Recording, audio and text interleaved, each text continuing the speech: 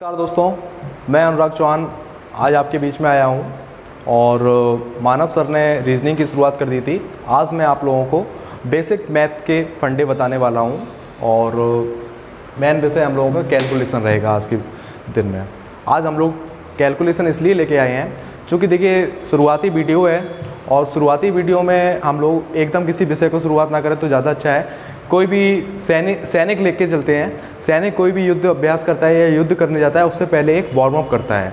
तो इस वीडियो को आप लोग एक वार्म अप के रूप में ले लीजिए। हम लोग अपनी कमर कस लेंगे आज से कि हम लोगों को किस तरीके से तैयारी करनी है दोस्तों। तो इसीलिए मैं कैलकुलेशन लेके आया हूँ। ये आप कोई छोटा मोटा टॉपिक नहीं, बहुत इंपॉर्टेंट टॉपिक है एग्ज़ाम के पॉइंट ऑफ व्यू से। क्योंकि आप अगर कोई भी एग्ज़ाम देते हैं तो उसमें आपको सबसे ज़्यादा गणित के लिए ज़रूरी होती है कैलकुलेशन। जितनी फास्ट हो सके उतना हम लोगों के लिए बेहतर होता है। क्योंकि अगर आप छोटा सा भी गुणा करते हैं और उसमें ज़्यादा समय लगा देते हैं और आपकी कैलकुलेशन अच्छी नहीं है तो आप पूरा एग्ज़ाम ही कवर नहीं कर पाते। उससे आपके कई क्वेश्चन छूट जाते हैं, पूरा पेपर ही हम लोग कई बच्चे सॉल्व नहीं कर पाते हैं। ऐसे लोग आते हैं और बताते हैं कि मेरा पूरा सर पेपर ही सॉल्व नहीं हो पाया, मैथ ने बहुत समय ले लिया। तो इसलिए हम लोगों की कैलकुलेशन जितनी फास्ट होगी हम लोग पूरा पेपर उतनी अच्छे से और कॉन्फिडेंसली कर सकते हैं दोस्तों। इसलिए मैं आज आपको कैलकुलेशन के कुछ फंडे बताऊंगा और आज मैं शुरुआत करता हूं गुणा से। क्योंकि जोड़ घटाना गुणा भाग, इनमें जोड़ और घटाने में हम लोगों को इतनी प्रॉब्लम नहीं होती है, भाग में भी प्रॉब्लम नहीं होती है। सबसे ज़्यादा प्रॉब्लम होती है हम लोगों को गुणा करने में। और जितनी भी संख्या होती है गुणा करने में हम लोगों को बहुत ज़्यादा समस्या आ जाती है, कर ही नहीं पाते बहुत से, तो आलस में चले जाते हैं। और एक चीज़ और, जितना आप कैलकुलेशन ज़्यादा करेंगे उतना ही गलत होने का चांस ज़्यादा होगा। पता चला आपने एक जगह गुणा किया, फिर जोड़ा या माइनस किया, कुछ भी किया, तो उसमें क्या होगा, गलती के चांस बढ़ जाएंगे दोस्तों। तो जितनी कम कैलकुलेशन होगी, इफ़ेक्टिव कैलकुलेशन होगी और टाइम कंज्यूमिंग कैलकुलेशन होगी, कम समय में आप अच्छा सही आंसर और अच्छा रिजल्ट प्राप्त कर सकते हैं।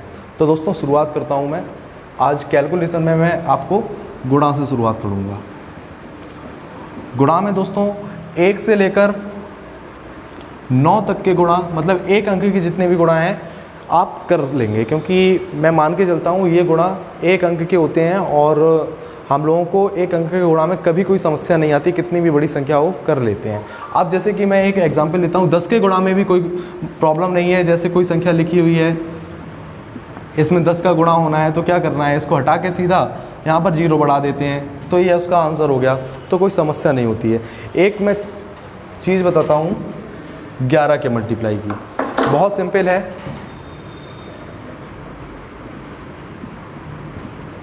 11 का गुणा आज हम लोग शुरू करेंगे। और दोस्तों चैनल को सब्सक्राइब ज़रूर करें, हम लोगों की वीडियो आपको मिलती रहें और आप तुरंत उस वीडियो से हमसे संपर्क में बने रहें, जुड़े रहें। इसके लिए सब्सक्राइब कर दीजिए और बेल आइकन को ज़रूर दबाइए जिससे आपके पास तुरंत नोटिफिकेशन पहुँचे हम लोगों का जैसे ही वीडियो पड़े। और देखते हैं दोस्तों 11 का मल्टीप्लाई, टाइम वेस्ट ना करते हुए। इसमें जैसे कि 11 का आपका गुणा करना है, मान लीजिए कोई संख्या लिखी हुई है 1 2 3, मान लीजिए मैंने यही संख्या ली, ठीक है। तो हम लोग क्या करेंगे, 11 तिया 33, 33 का 3, हाथ से लाई, इस तरीके से जब हम लोग सॉल्व करते हैं तो हम लोगों को जोड़ना भी पड़ता है और गुणा भी करना पड़ता है, तो हम लोगों के गलती के चांस बढ़ जाते हैं। अब हम लोगों को क्या करना है, सीधा करेंगे इसको, इकाई का अंक जो लिखा हुआ है उसको सेम वैसा ही लिखेंगे, ठीक है। इसके बाद इसके आगे जो, मतलब पहले अंक के बाद जो अंक लिखा हुआ है उन दोनों को आपस में जोड़ देंगे, यानी कि 3 और 2 5, ठीक है। इसके बाद जो दूसरा अंक लिखा हुआ है उसको तीसरे अंक से, मतलब कि पहली बार में पहले को दूसरे से, फिर दूसरी बार में दूसरे को तीसरे से जोड़ेंगे तो क्या हो जाएगा, अब इसको इससे जोड़ेंगे तो 2 और 1 3। इसके बाद अगर कोई अंक होता तो इसको हम उस अंक से जोड़ते, लेकिन क्या है यहाँ पर कोई अगला अंक तो है नहीं, तो इसलिए अब यहाँ पर छोड़ देंगे और ये जो अंतिम अंक है 1 उसको सेम वैसा ही रख देंगे दोस्तों, ठीक है। तो ये 11 का मल्टीप्लाई है, बहुत सिंपल है, आप करेंगे। यहाँ पे बताने में समझाने में समय लगता है, लेकिन आप अगर करना शुरू करेंगे, प्रैक्टिस करेंगे तो तुरंत कर लेंगे। जैसे कि एक और एग्जांपल मैं लेता हूँ, 11 गुणा, मान लीजिए ये संख्या मैंने लिखी, अब इसमें क्या है, पहले हम लोगों को इकाई का अंक लिखना है, फिर 3 को 4 से जोड़ेंगे, पहले के बाद दूसरा 7 हो जाएगा, फिर 4 को 5 से जोड़ेंगे क्योंकि इसके बाद यही स्टेप है तो 9 हो जाएगा, फिर इसके बाद कोई अंक नहीं है तो इसको सेम वैसा ही रख देंगे। दोस्तों मुश्किल से 10 सेकंड में आपने आंसर लिख लिया होगा, जबकि मैं उसमें समझा भी रहा हूँ। ठीक है, एक और एग्जाम्पल देखिए, मान लीजिए 11 गुणा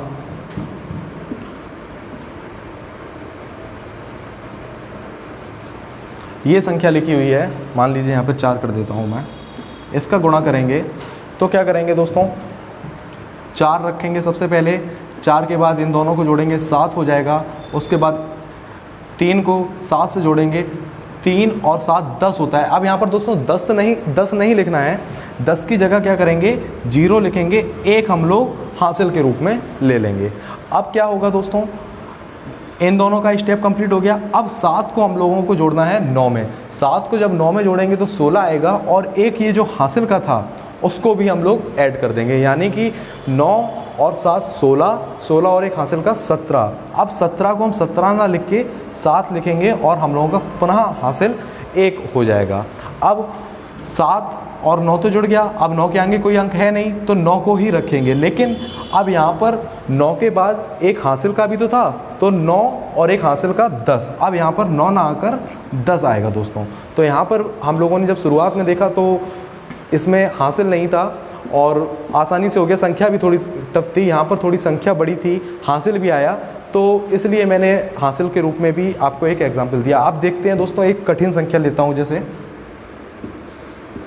11 गुणा मान लीजिए मैंने ले लिया 9 7 5 6, इस तरीके से मैंने एक संख्या ली है। अब इसका मल्टीप्लाई करेंगे, सेकेंडों में होगा ये, 6 लिखेंगे, इन दोनों को जोड़ेंगे, 11 की 1 हासिल आएगी 1, फिर 7 और 5 12 और एक हासिल का 13 हासिल आएगा पुनः 1, उसके बाद 9 और 7 16, 16 और एक हासिल का होगा आपका 17, 17 का 7 फिर हासिल आएगा आपका 1, इसके बाद 9 को जोड़ नहीं पाएंगे तो 10। इस तरीके से आपकी पुनः संख्या प्राप्त हो गई, बड़े आराम से आपने ये कर लिया। एक और एग्जाम्पल के माध्यम से आप समझिए, 11 गुणा मान लीजिए यहाँ पर लिखा हुआ है,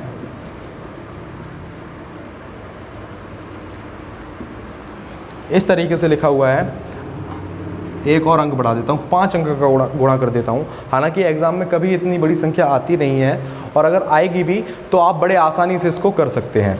देखिए दोस्तों, पहले 2 2 और 3, फिर 3 और 1 4, इसके बाद 9 और 3 12 का 2 कैरी आया 1, अब 9 और 8 इसको जोड़ेंगे 17, 17 और एक हासिल का 18 की 8 हासिल आएगा 1, और 8 के बाद एक हासिल का जोड़ के 9।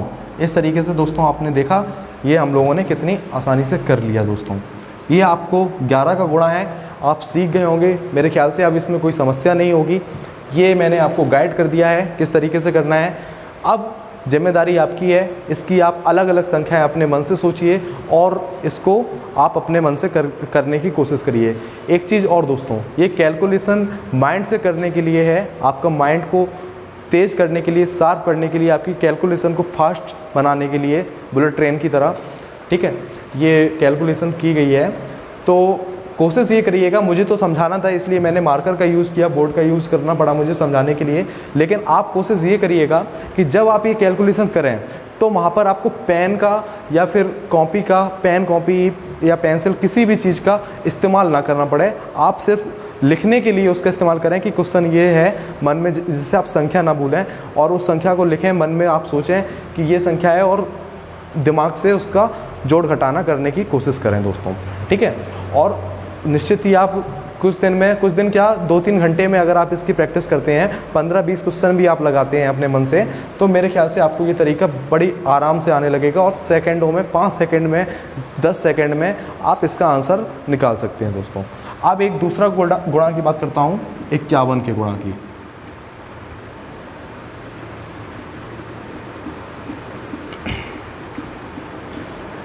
इक्यावन को गुणा हम लोग 2 भागों में देखेंगे दोस्तों, एक सम संख्या के रूप में, एक विषम संख्या के रूप में।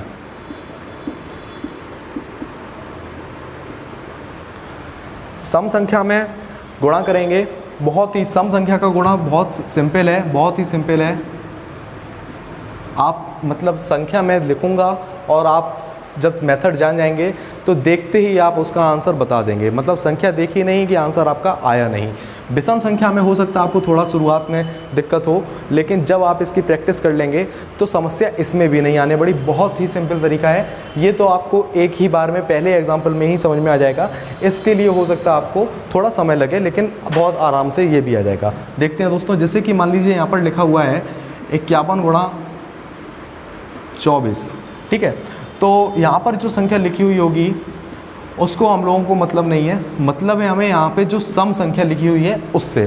तो सम संख्या को जब हम लोग 51 से गुणा करेंगे, याद रखिएगा जो सम संख्या दी हो उसका आधा करना होगा शुरुआत में। यानी कि जैसे 24 लिखा हुआ है तो 24 का आधा कितना होगा दोस्तों? 24 का आधा होगा हम लोगों का 12 होगा दोस्तों। इस 12 को हम लोगों को शुरुआत में लिखना होगा और उसके बाद में जो संख्या यहाँ पर सम संख्या लिखी हुई है इस संख्या को हम लोगों को अंत में, यानी कि शुरुआत में कह सकते हैं इकाई दहाई का रूप में, या फिर अंत में इस 12 के बाद में, या फिर ऐसे कह दीजिए पहले हम लोग सम संख्या रखेंगे उसके बाद में उसका आधा रखेंगे। आप जैसे समझ सकें वैसे समझिए। एक और एग्जाम्पल मैं आपको समझा देता हूँ। जैसे मान लीजिए यहाँ पर दूसरा है 51 गुणा, मान लीजिए यहाँ पर मैंने 48 लिखा है, तो 48 को हम लोग आधा करेंगे, कितना होगा दोस्तों? 24। इसके बाद 24 लिख दिया। इसके बाद ये संख्या जो लिखी है वो एज इट इज़ लिख देंगे हम लोग दोस्तों। आप अगर ये गुणा करते, नॉर्मली आप लिखते हैं 51 गुणा 48, इस तरीके से आप इसका गुणा करेंगे। मान लीजिए मूल तरीके से भी मैं करके दिखा दूँ, 51 गुणा 48 इस तरीके से गुणा करेंगे। 8 एकम 8, 8 पंच 40, फिर क्रॉस 4 एकम 4, 4 पंच 20, इसके बाद यहाँ पर 8, फिर 4, फिर 4 और 2। आंसर वही आया, लेकिन आपने देखा होगा इसमें आपको कितना समय लगा और इसमें आपने ओरल ही आंसर दे दिया होगा दोस्तों।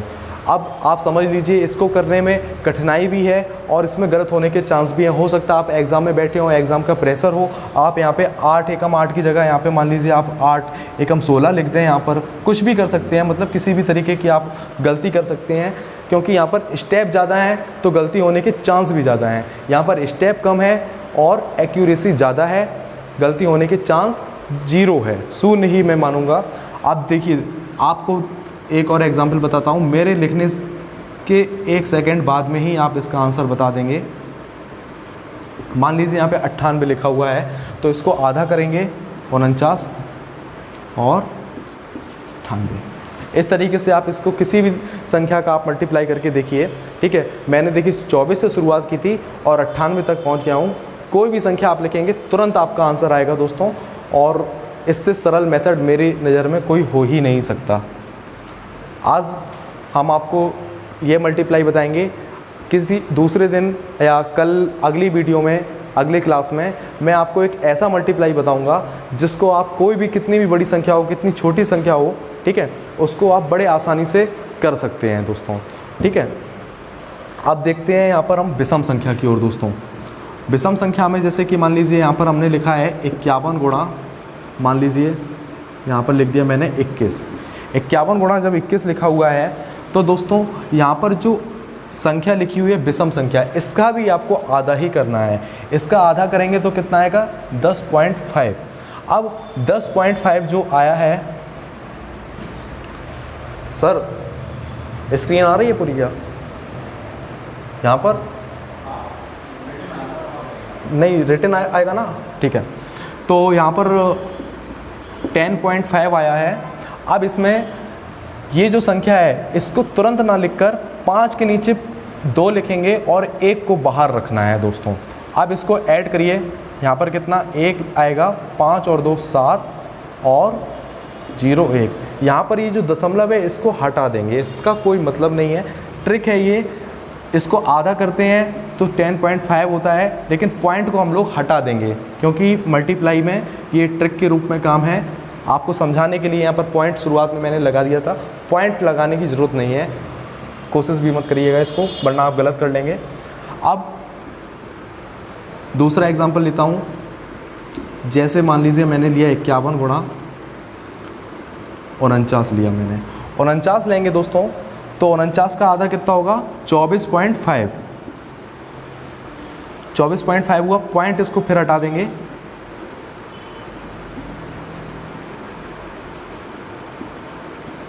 पॉइंट से मतलब नहीं है, पॉइंट हटा देंगे, नीचे लिखेंगे यहाँ पर 49।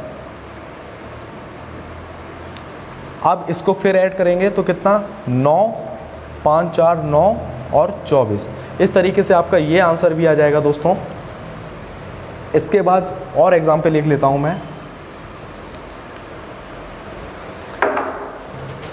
मान लीजिए एक और एग्जाम्पल मैंने लिया 51 गुणा, मान लीजिए यहाँ पे मैंने 95 लिया। तो दोस्तों अब 95 का आधा करेंगे यहाँ पर, 95 का आधा करेंगे यहाँ पर तो कितना आएगा 2 चौको 8, 1 बचा और 2 सत्ते 14, फिर 0.5। इस तरीके से 47.5 आया। 47.5 में फिर पॉइंट को हटा दीजिए, यहाँ पर लिख देंगे हम लोग 9 और 5। अब इसको 5 और 9, 14 की 4 हासिल आया 1 और 7 और 1 हासिल का 8। इस तरीके से आपका 48 45 ये आपका मल्टीप्लाई आ गया दोस्तों। आपको समझ में आया होगा मेरे ख्याल से। तो ये आपका मेथड था विषम संख्या का मल्टीप्लाई करने के लिए 51 से। सम संख्या तो बहुत ही सिंपल है, इसमें आपको थोड़ी ज़्यादा प्रैक्टिस करनी पड़ेगी। इसके बाद इसको देखिए, जब आपने इसको आधा करके लिखा इसमें, इसको थोड़ा ऊपर लिख देता हूँ मैं विषम संख्या में। जैसे मान लीजिए आपने यहाँ पर लिखा कोई दूसरा, मान लीजिए 95 वाला एग्जाम्पल लेता हूँ। तो यहाँ पर आपने क्या किया था 47.5, ठीक है, और 95। अब आपको क्या करना है, इससे भी सॉर्ट कर सकते हैं हम लोगों ने ये समझा। कोई भी एग्जाम्पल देखिए, ये वाला एग्जाम्पल देखिए, 21 का आधा किया था 105 और 21 आया था, यहाँ पर लिखा था। इस वाले का मैंने लिखा था 24.5 और यहाँ पे हम लोगों ने 49 लिखा था। इस तरीके से हम लोगों ने सॉल्व किया था।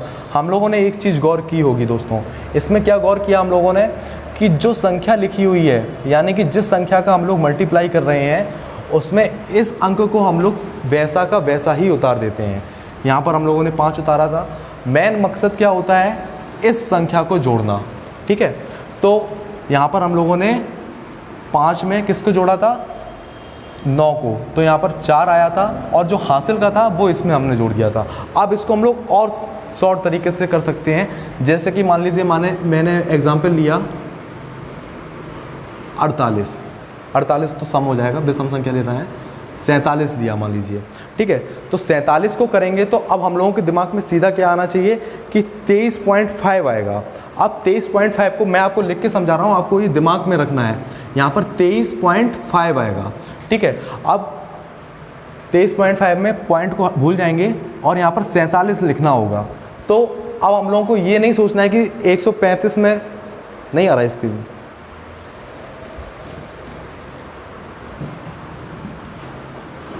स्क्रीन पर नहीं आ रहा था दोस्तों, यहाँ पर मैं लिख देता हूँ।